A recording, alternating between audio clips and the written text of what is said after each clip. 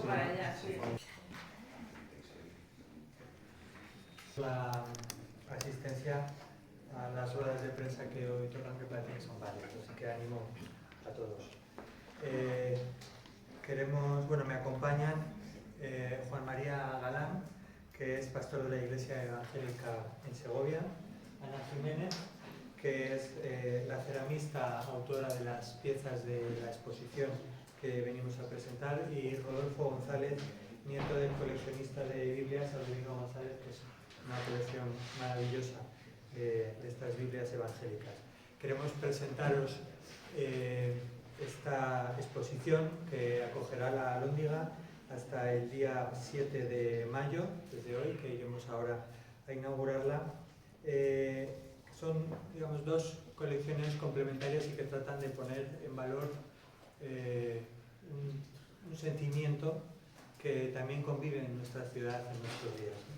Y desde luego con dos piezas fundamentales, una llamada Barro de las Primicias, que es una colección de cerámicas con motivos religiosos evangélicos, diferentes culturas a lo largo de la historia, con la autora salmantina Ana, que ya os la he presentado al inicio, y la otra pata de la exposición, Biblias del Exilio, que es una colección de Biblias históricas de Aurelio González y que ha ido cediendo y recorriendo ciudades de nuestro país para poner en valor la Iglesia evangélica.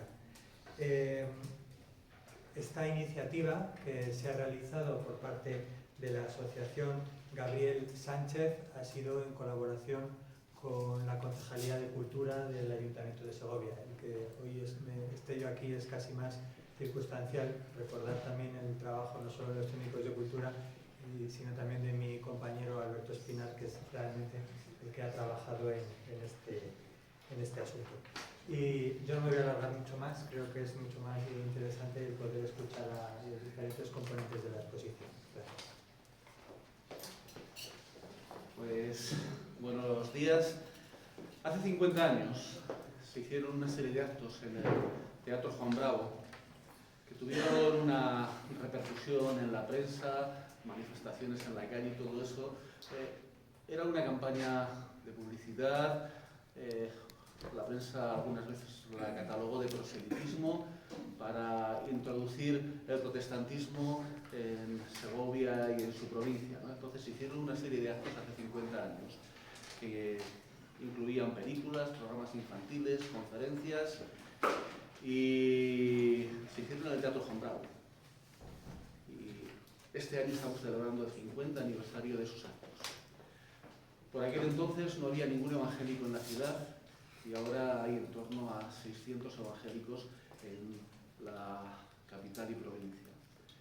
Queremos celebrar estos 50 años con estas actividades culturales que acaba de decir el concejal, con la exposición de Biblias, que es la herramienta fundamental que los evangélicos tenemos como norma de vida. Y esta exposición de cerámica, aunque tiene alguna simbología evangélica, pero es la simbología cristiana a través de la historia. Entonces, queremos poner esta exposición a disposición de todos los segovianos para que puedan apreciarla. Tendremos también un ciclo de conferencias junto con la exposición, que se celebrarán los jueves a las 7 de la tarde, conferencias que hablarán de las Biblias castellanas, del barro de las primicias, y también de la importancia de la memoria y de la historia, ¿no? Entonces, pues, les dejamos emplazados para todas las actividades. Muy buenos días. Yo quiero presentarles la colección de piezas de cerámica. Son todas reproducciones arqueológicas, porque yo soy ceramista para los arqueólogos, trabajo siempre con piezas arqueológicas. Y es un viaje, realmente es una forma de ver nuestra cultura y el legado que ahora tenemos, pero a través de las diferentes culturas que han estado aquí en la península. Se empieza más o menos en el siglo V, IV a.C., con el mundo celta, el mundo íbero, pasando luego a la romanización, y dentro de la romanización el paleocristiano, y haciendo un recorrido hasta lo que sería la Reforma protestante en el siglo XV-XVI. Por lo tanto, es un viaje desde el punto de vista artístico, desde el punto de vista cultural, pero atendiendo a una línea muy clara, que es la simbología. ¿Por qué el hombre ha dejado símbolos, y símbolos que son un lenguaje de sus creencias, de lo que ha vivido, de sus vivencias, y cómo van evolucionando, cómo van cambiando, o simplemente cómo unos van cambiando el significado dependiendo los acontecimientos y las circunstancias de la historia? Por lo tanto, les animo y les emplazo también para que puedan verlo, porque es un viaje fantástico de símbolos que hoy en día usamos y que nos suenan porque los vemos constantemente, pues la paloma, el trisquel, los nudos sin fin, las cruces celtas, que nos han llegado hasta nuestros días y que muchas veces no sabemos de dónde vienen. Es simplemente una explicación a todo este lenguaje que hoy en día también usamos. Es un viaje fascinante por la historia.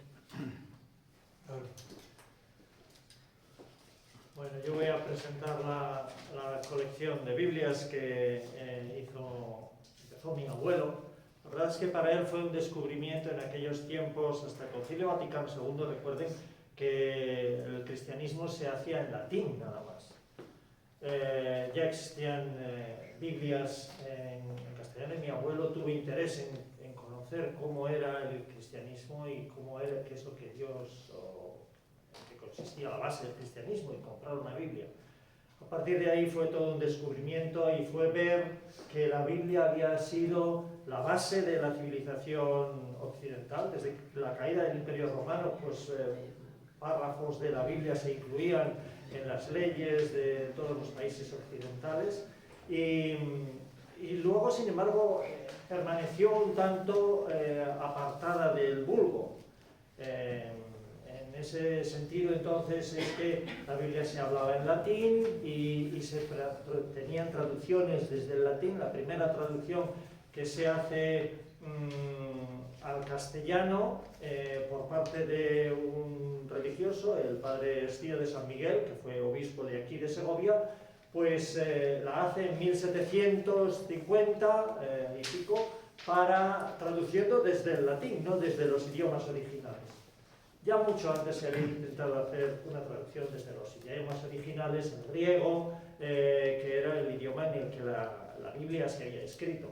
Fray Luis de León es encarcelado por hacer una traducción al castellano en aquellos tiempos, ¿no? Y después de aquella encarcelamiento, su traducción del Cantar de los Cantares, por ejemplo, que está en un ejemplar de la publicación, está en la exposición, no se publica ese texto hasta 1700 y pico. A otros autores castellanos que intentan traducir la Biblia, algunos frailes de Sevilla, tienen que huir porque la Inquisición les prohíbe publicar estos ejemplares, ¿no? Entonces tenemos en la exposición esos primeros ejemplares de Cipriano de Valera, de Casiodoro de Reina. Tenemos ejemplares el primer ejemplar que se publica de la Biblia de Estío. Es hacer un recorrido por cómo a lo largo de los años pues las Biblias se han hecho diferentes traducciones para hacerlas más asequibles y más cercanas al lenguaje de la gente y que pudieran ser comprendidas. En otros países europeos sucede algo parecido. En el tiempo en que estos autores españoles, Cipriano de Valera, y Casiodoro de Reina, tienen que huir de España para poder publicar sus libros, se están haciendo traducciones en alemán, en latín, en italiano, en francés, y todas estas traducciones ayudaron también a fijar la estructura de los idiomas nacionales en aquella época, porque era poner en palabras muy medidas y con una buena gramática lo que era el idioma de aquellos tiempos. En España algo parecido parecido sucede con la Biblia de Ferrara, que traducen los judíos exiliados de España, pero traduce la parte del Antiguo Testamento. Hay un ejemplar de este también allí, y ellos ayudan en esa contribución de construir el castellano. Pero los españoles que tienen que huir de España para hacer su traducción, pues no reciben esa impronta tan grande, aunque su traducción es muy firme y ayuda en años posteriores a la fijación de lo que es el idioma castellano. De tal manera que es ver un recorrido por ese intento de que la base de tanta manera de pensar en la cultura occidental llegue hasta nosotros de una manera legible.